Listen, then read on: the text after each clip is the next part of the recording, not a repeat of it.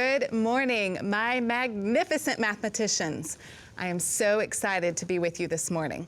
I have Hayden, Hallie, and Harper here with me today, and we have a question for you.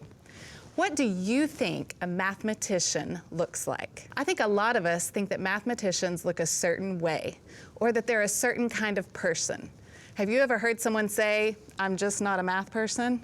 Oh, my math teacher ears cringe when I hear that, because I think each of you is a mathematician. Are you surprised? You shouldn't be. A mathematician is just a problem solver, and I know that you can solve problems. Well, today we're going to learn about one of my favorite mathematicians.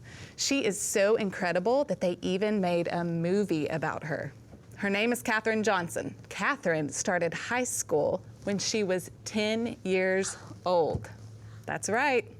Some of you watching might be 10, and you're probably going into the 5th grade, right? Well, then Katherine started college when she was 15, and she was finished, and at 18 became a teacher. Later, she went to work for NASA as a computer. Yeah, that's right. They literally called her a computer.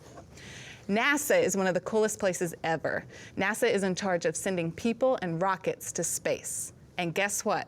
I got to go to space camp with all the teachers of the year from all over the United States. We learned about rockets, and we even got to see some up close and personal. These rockets were enormous, and it is awesome to think that they can get enough power to send that huge heavy thing up into outer space. We also got to sit in the multi-axis trainer. That thing was crazy. We strapped in and spun around to see what it feels like when astronauts in a shuttle go into a tumble spin. And did you know that when you're on the moon, it only has 17% of the gravitational pull that we feel here on Earth? That's not very much at all, pulling you down to the surface. We learned what it feels like to walk on the moon. And the best part of space camp at NASA was getting to compete on teams to solve problems and complete missions.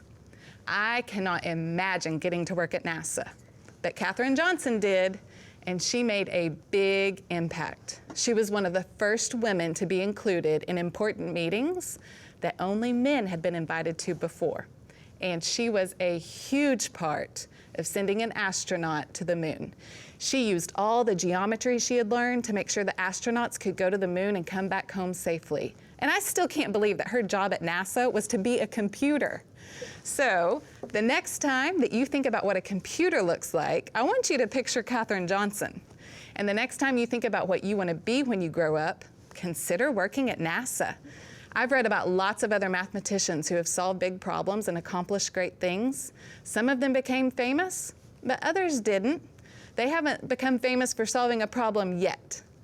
But my number one, best of the best, favorite mathematician is a mystery. And today I'm going to let you in on the secret. If you look in this box, you will see who it is. Hayden, you want to know who it is? Okay, y'all can't look. Don't let your sisters see.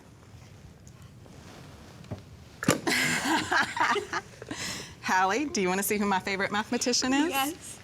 Don't look.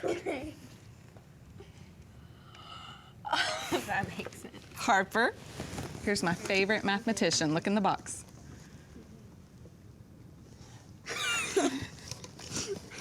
Okay, everyone, are you ready to see who my favorite mathematician is? Remember when we started today and I asked you what a mathematician looks like? Well, if you want to know, you need to look in this box because it's